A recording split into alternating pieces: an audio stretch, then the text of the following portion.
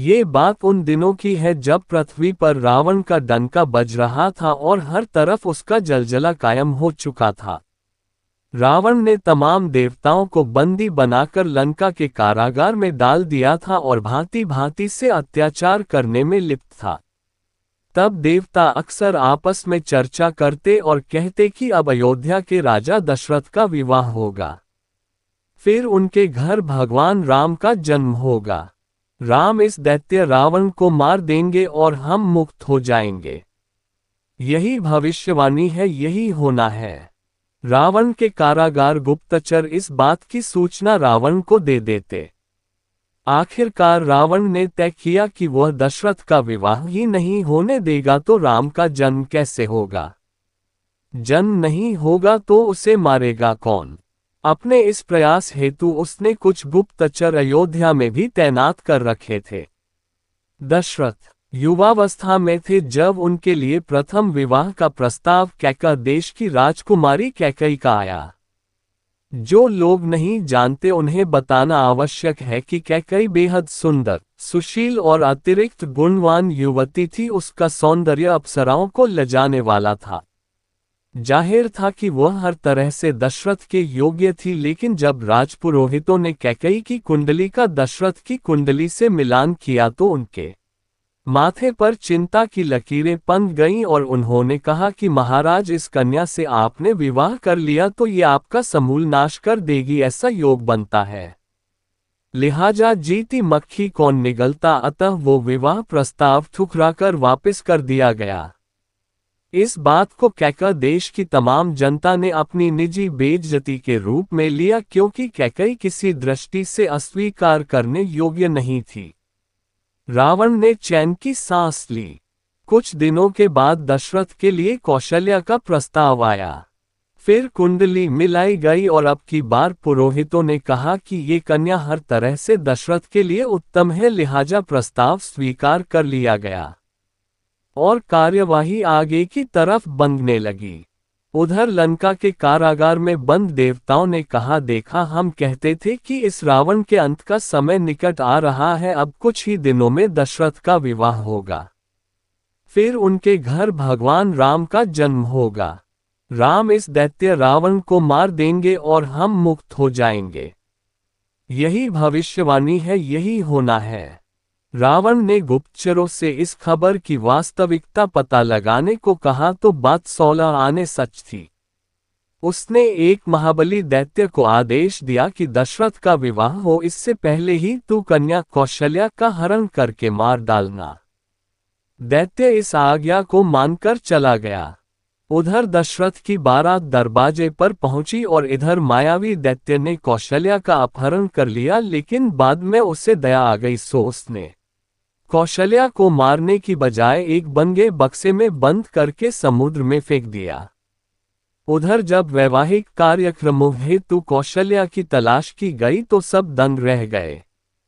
कौशल्या गायब थी और बारात दरवाजे पर खंगाई थी। अब क्या किया जाए? तब घर के बंगे लोगों ने विचार किया कि कौशल्या का मामला बाद में देखेंगे, फिलहाल इज्जत बचाई जाए। सो उन्होंने तुरंत छोटी बहन सुमित्रा को कौशल्या के विकल्प के रूप में तैयार किया और गुपचुप तरीके से आपस के लोगों को समझाकर सुमित्रा का कौशल्या की जगह विवाह दशरथ के साथ कर दिया। दशरथ या उनके पक्ष का या उस राज्य के लोग इस बात को न जान सके। कुछ गिने चुने परिवार के लोगों तक ही यह बात सीमित रही। इस तरह ये विवाह निर्विघ्न हो गया। तब लंका में बंद देवता कहने लगे, रावण ज्यादा अक्लमंद बनता है, देखो दशरथ का विवाह हो गया, अब राम का जन्म। रावण को बेहद हैरत हुई। उसने फिर सच्चाई पता की तो बात एकदम सच थी। जिस दैत्य को कौशल्या को मारने भेजा था उससे जवाब तलब किया तो उसने शपथपूर्वक कहा कि उसने कौशल्या को मारकर समुद्र में फेंक दिया। इस बात को वह छुपा गया कि उसने कौशल्या को मारा नहीं बल्कि जिंदा ही फेंका है। खैर, तब दशरथ की बारात समुद्र मार्ग से बनगाए नौकाओं में आ रही थी। रावण ने एक दूसरे दैत्य को आदेश दिया कि समुद्र में तूफान उठाकर सारी बारात को तहस नहस कर दे और बारात को डुबोकर मार डाले। इस दैत्य ने ऐसा ही किया। सारी नावें उलट पुलट हो गई, कोहराम मच गया और लोग इधर उधर जान बचाने की कोशिश करने लगे। दशरथ और सुमित्रा एक टूटे बेंगे पर बैठे हुए विशाल सागर में भगवान की दया पर बेंगे के साथ बहने लगे। अन्य बारात का कोई पता नहीं था। दूसरे दिन दोपहर के समय उनका बेंगा एक टापू से जा लगा। तब दशरथ ने राहत की सांस ली, लेकिन वे इस वक्त किस स्थान पर हैं इसका उन्हें पता नहीं था और दशरथ को अभी तक ये भी नहीं मालूम था कि उनके साथ बैठी बधू कौशल्या नहीं सुमित्रा है। इस तरह 2 दिन बिना खाए पिए गुजर गए। न कोई नाविक आता दिखा और न ही कोई अन्य सहायता। तब शाम के समय सुमित्रा को एक बक्सेनुमा कोई चीज टापू के पास से जाती हुई दिखाई दी। दोनों ने मिलकर उसे खींचा कि शायद कोई खाने की चीज या कोई अन्य उपयोगी चीज प्राप्त हो जाए। दोनों ने मिलकर बक्से को जतन से खोला। अंदर से सजी सजाई हुई एक नववधू प्रकट हुई, जिसे देखते ही सुमित्रा ने बेहद आश्चर्य से कहा, अरे जी आप कैसे? दशरथ भौचक्का का होकर दोनों को देख रहे थे। तब सुमित्रा ने इस राज पर से पर्दा उठाया और बताया कि वास्तव में कौशल्या तो ये है। कौशल्या ने भी आप बीती सुना दी। अब ये 2 से 3 हो गए और टापू पर किसी सहायता की आस में दिन गुजारने लगे। उधर देवताओं ने फिर कहा, रावण पागल हो गया है। दशरथ को कुछ नहीं हुआ, वह अपनी दोनों पत्नियों के साथ टापू पर किसी सहायता के इंतजार में है। अब उनके घर भगवान राम का जन्म होगा। राम इस दैत्य रावण को मार देंगे और हम मुक्त हो जाएंगे। यही भविष्यवाणी है, यही होना है। अब कि रावण क्रोधित हो उठा, उसने एक महाशक्तिशाली दैत्य को तीनों की हत्या के लिए टापू पर भेजा और प्रमाण स्वरूप तीनों की आंखें निकालकर लाने की आज्ञा दी। महामायावी ये दैत्य जिस समय टापू पर पहुंचा, उसका सामना सुमित्रा से हुआ, क्योंकि ये मानव के रूप में था। अतः सुमित्रा ने बेहद मासूमियत से इसे भैया के संबोधन से पुकारा और धर्म भाई बनाते हुए उसकी कलाई पर चीर बांध दिया। दैत्य के सामने धर्म संकट उत्पन्न हो गया। अब अगर वह तीनों में किसी का वध करता तो उसे भारी दोष पाप लगता, और वैसे भी उसने सोचा कि रावण अकारण ही इन निर्दोषों को मारना चाहता है। ये भला उसका क्या हित कर सकते हैं।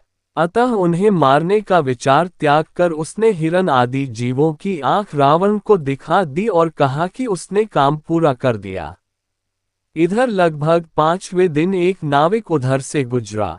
दशरथ ने ऊंचे स्वर में कहा, ए नाविक, मैं अयोध्या का राजा दशरथ हूं और यहाँ एक आकस्मिक मुसीबत में फंस गया हूं। यदि तुम किसी उचित स्थलीय स्थान पर हमें पहुंचा दोगे तो मैं तुम्हें मालामाल कर दूंगा। उसने व्यंग्य से कहा, श्रीमान फिर से अपना परिचय तो देना। दशरथ ने दिया। उसने कहा, आओ तुम तीनों मेरी नाव में बैठो। तुम्हें समुद्र में डुबोकर मेरा बहुत पुण्य होगा। बंगे आए इनाम देने वाले। घमंडी राजा, अच्छा हुआ तुमने अपना परिचय दे दिया। तुम्हें कोई सहायता करना तो दूर, नाव पर चने भी नहीं दूंगा। दशरथ को बेहद आश्चर्य हुआ। उन्होंने अत्यंत विनम्रता से कहा कि हे नाविक, तुम कौन हो? मुझसे तुम्हारी क्या दुश्मनी है? आदि नाविक ने कहा कि मैं उसी कैका देश का नागरिक हूं जिसकी राजकुमारी कैकई की तुमने भारी बेइज्जती की। मैं क्या पूरा कैका देश दशरथ के नाम से नफरत करता है। तब तीनों ने मिलकर जब उसे काफी समझाया तो वह एक शर्त पर तैयार हुआ कि दशरथ उसे वचन दे कि यहाँ से उसके साथ ही वह तीनों कैका जाएंगे और कैकई से विवाह करेंगे, तो उनके देश से बेइज्जती का दाग दूर होगा, तो वह सहायता कर सकता है। वे तीनों टापू पर अधमरे से हो चुके थे। किसी सहायता की कोई आस नजर नहीं आ रही थी, अतः दशरथ ने वचन दे दिया। और वचन के अनुसार पहले कैकय देश जाकर कैकई से विवाह किया। इस तरह अनोखे घटनाक्रम से दशरथ के 3 विवाह हुए।